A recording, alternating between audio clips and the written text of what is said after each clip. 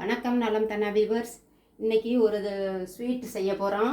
புது தின்சான ஸ்வீட்டு. இது சாப்பிட சாப்பிட ரொம்ப நல்லாயிருக்கும். ஜவ்வரிசியில் செய்கிறது. ஜவ்வரிசி அல்வான்னு கூட நம்ம சொல்லிக்கலாம். இது ஜவ்வரிசி 1/2 கப்பு எடுத்திருக்கேன். பொட்டுக்கடலை 1/4 கப்பு. ஜவ்வரிசி 1/2 கப்பு, பொட்டுக்கடலை 1/4 கப்பு, முந்திரி பருப்பு ஒரு 7-8 முந்திரி பருப்பு எடுத்து வச்சுருக்கோம். ஜவ்வரிசியை கொஞ்சம் சூடு பண்ணிக்கணும். இதில் வெறும் வாணலியில் மட்டும் சூடு பண்ணிக்கணும். அது அப்புறம் அந்த சூடு வந்தவுடனேயும் பொட்டுக்கடலையும் முந்திரி பருப்பும் போட்டு திரும்பவும் 1 நிமிஷம் சூடு பண்ணிக்கணும். சூடு பண்ணி எடுத்து ஆற வச்சு வச்சுருக்கேன். இப்போ இதை 3 இப்போ இது மிக்ஸியில் அரைக்க போறீங்களா? மிக்ஸியில், ஆமாம், மிக்ஸியில் பவுடர் பண்ணிட்டு வந்துடுறேன். அதுக்கப்புறமேல அடுப்பில் வச்சு செய்ய வேண்டியது தான். இதை பவுடர் பண்ணிட்டு வாங்க. அரைச்சிக்கிட்டு வந்தாச்சு. இந்த நல்ல பவுடர் ஃபார்மில் இருக்குது. இப்போ அடுப்பில் 1 ஸ்பூன் 2 ஸ்பூன் நெய் ஊற்றிக்கலாம். நெய் ஊற்றி இந்த பவுடரை கொஞ்சம் வாசம் வர திரும்பவும் வறுத்துக்கணும். முதல்ல ஏற்கனவே அதாவது பொட்டுக்கடலை, முந்திரி, சேம் இது ஜவ்வரிசி 3ஐயும் ஆமாம் லேசாக சூடுபடுத்தி அதை பவுடர் பண்ணி வச்சுருக்கீங்க இல்லையா? இப்போ வாணலியில் நெய் ஊற்றிருக்கீங்க. நான்ஸ்டிக் கூட எடுத்துக்கலாம். இந்த இதில் நெய்யில் இந்த பவுடரை கொட்டிடணும். கொட்டிட்டு கொஞ்ச நேரம் ஒரு 2 நிமிஷம் நல்லா வறுக்கணும். திரும்பவும் அந்த வாசம் ஏற்கனவே வறுத்தது தான் இருந்தாலும் இந்த நெய்யில் கொஞ்சம் எல்லா பக்கமும் படுறது மாதிரி வறுத்துட்டு அதுக்கப்புறம் பால் ஊற்றி வேக வைக்கணும். அதை பால் நல்லா கொஞ்சம் திக்காக நல்லா காய வச்சுட்டு 2 கப்பு பால் வேணும். அதுக்கு தான் எடுத்து வச்சுருக்கேன். 1 கப்பு வெல்லம், அது ஏலக்காய் தூள். ரொம்ப சுலபம். அதான் இது பதாங்க தான் பார்க்கணுன்னு அவசியமே இல்லை. இது டேஸ்ட்டாக இருக்கும். சாப்பிட்றதுக்கு ஈஸியாக செஞ்சிடலாம். பிள்ளைங்க ஸ்வீட் கடிச்சுன்னா கூட ஈஸியாக செஞ்சு கொடுத்துடலாம். உடனே செஞ்சிடலாம். உடம்புக்கும் வேற நல்லது. என்னென்னா ஜவ்வரிசி, பொட்டுக்கடலை, முந்திரி பருப்பு. அதனால் இது நல்லா இருக்கு.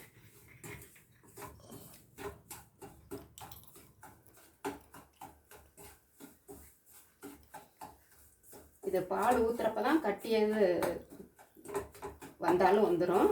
அதுக்காக ஆஃப் பண்ணிட்டு 1 கப்பு பால் ஊற்றி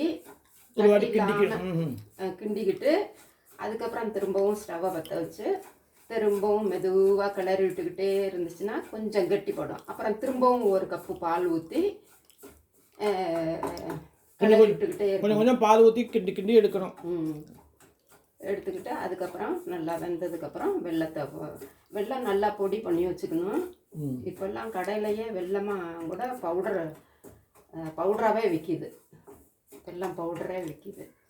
அந்த பவுடரையும் வாங்கி போட்டுக்கலாம். நம்ம வீட்டில் இருக்கிற வெல்லத்தை நசுக்கி 1 கப்பு எடுத்துக்கிட்டு அதையும் போட்டுக்கலாம். இந்த பருத்தில் விட கையை கிண்டாமல் இருக்கவும் கொஞ்சம் செவந்துடுச்சு. இப்போ நல்லா கலர் மாறிடுச்சு. இந்த நெய்யெல்லாம் சேர்ந்துடவும் இந்த வாசம் வருது பாருங்க, பொட்டுக்கடலை வாசம் வந்துடுச்சு. அதான் வீடியோவில் கேட்க வாசம் தெரியாது. ஆமாம். இப்போ ஆஃப் பண்ணிடுறேன். இப்போ கொஞ்சம் பாலை ஊற்றிக்கோங்க.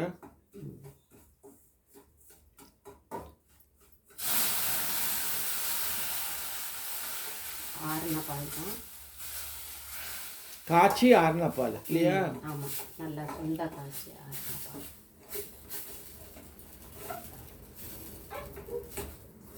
நான்ஸ்டிக்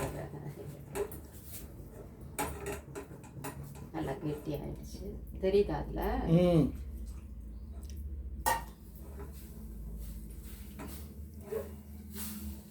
நல்லா கிண்டிக்கிட்டே இருக்கணும்.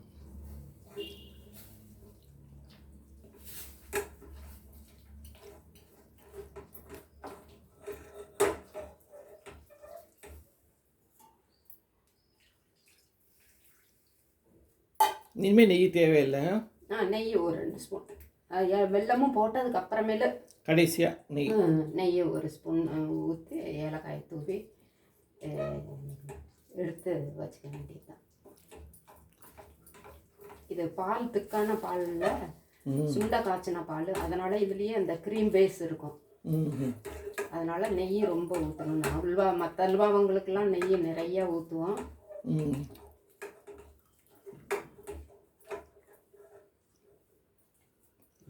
கட்டி இல்லாமல் இருக்கு பாருங்க. ஆமாம், கொஞ்சம் கூட பால்.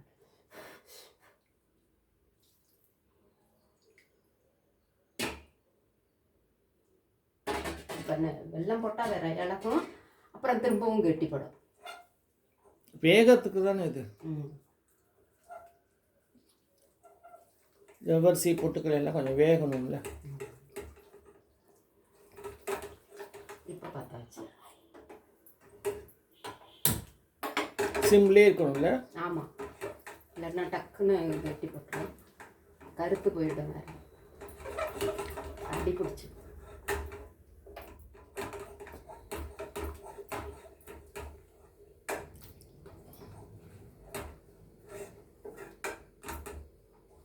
கிண்டுறதுக்கு தான் அது. ஆமாம், வெல்லம் போட்டோடனே அந்த கலரும் சேஞ்ச் ஆகிடும். கரமரைஸ் பண்ண வெல்லம்.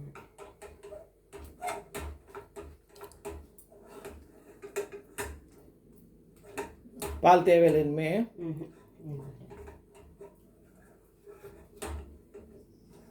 2 கப்பு அளவு ஊற்றியாச்சு. 1/2 கப்பு ஜவ்வரிசி மட்டும்தானே எடுத்தோம். நம்ம பார்க்க போனால் பொட்டுக்கடலை, முந்திரி பருப்பு அதெல்லாம் ஒரு 3/4 கப்பு இல்லை, அது ஒரு 1/2 கப்பு. 2 பங்கு தண்ணி மாதிரி. இப்போ 2 பங்கு பால். இப்போ வெல்லம் போட்டுடலாம். வெல்லம் போட்டோடனே மெல்ட் ஆகிடும். 1 கப்பு வெல்லம் போட்டிருக்கேன்.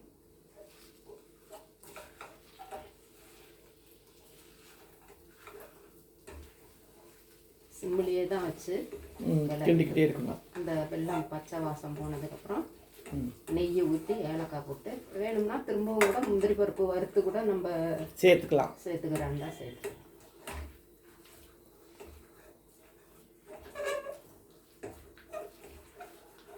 வெல்லம் கூட பக்கத்தில் பாகு மாதிரி காய்ச்சி கூட ஊற்றிக்கணும்னா ஊற்றிக்கலாம்.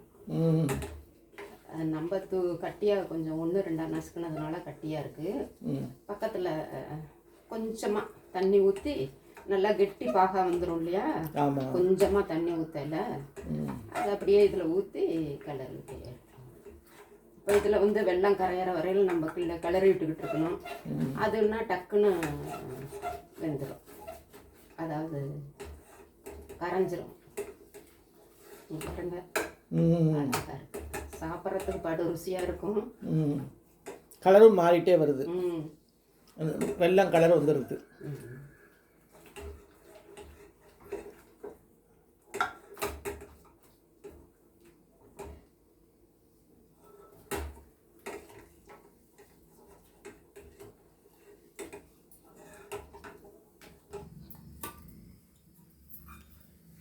இப்போ ஏலக்காவை போட்டுடலாம். நம்ம ஏலக்காய் தூள், வெள்ளெல்லாம் கறந்துருச்சு பாருங்கள். நல்லா நல்லா கலர் வந்துருக்கு பாருங்கள், சூப்பராக வந்துருக்கு பாருங்கள். இப்போ நெய் ஒரு 2 ஸ்பூன் ஊற்றிடலாம். ஏற்கனவே ஒரு நடுவில் ஒரு 2 ஸ்பூன் ஊற்றுனீங்க, இப்போ திருப்பி ஊற்றுறீங்க.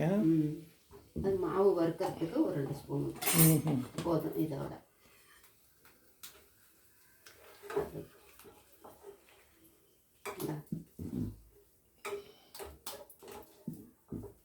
ஆஃப் பண்ணிக்கலாம், சரியாக இருக்கும். அப்படியா? உப்பு போடல?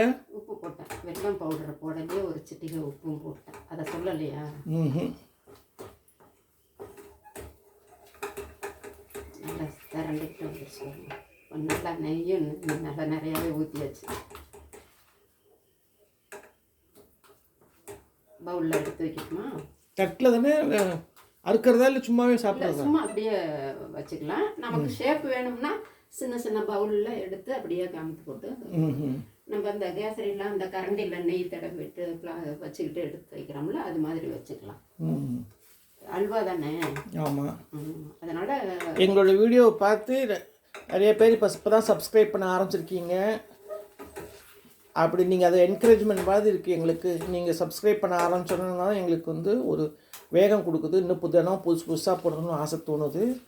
நீங்கள் உங்களுடைய ஆதரவு தான் எங்களுக்கு ரொம்ப முக்கியம். நீங்களும் செஞ்சு பாருங்கள், நாங்களும் உங்களுக்கு புதுசாக செஞ்சு காமிக்கிறோம். ஃபினிஷ் பண்ணி பார்த்து. நீங்களும் இந்த ஜவ்வரிசி அல்வா செஞ்சு பாருங்கள், சாப்பிட ரொம்ப நல்லாயிருக்கும். நலம் தானா சேனலுக்கு சப்ஸ்கிரைப் பண்ணுங்கள், பெல் பட்டனை ப்ரெஸ் பண்ணுங்கள். வேறு ஒரு வீடியோவில் பார்க்கலாம். தேங்க்யூ. உங்கள் கமெண்ட்ஸ் எல்லாம் எங்களுக்கு ரொம்ப உபயோகமாக இருக்குது. நீங்கள் கொடுக்குறதுலாம் ரொம்ப சந்தோஷமாக இருக்குது. அந்த மாதிரி தொடர்ந்து எங்களுக்கு ஆதரவு கொடுங்க. எல்லாத்துக்கும் புதிய கிறிஸ்மஸ் நல்வாழ்த்துக்கள். புத்தாண்டு எதிர்நோக்கி நம்ம உட்காந்துருக்கோம் 2025. எல்லாத்துக்கும் புத்தாண்டு ஒரு உத்வேகத்தை கொடுக்கட்டும். எல்லாத்துக்கும் க்ஷேமமாக இருக்கட்டும். பாய்.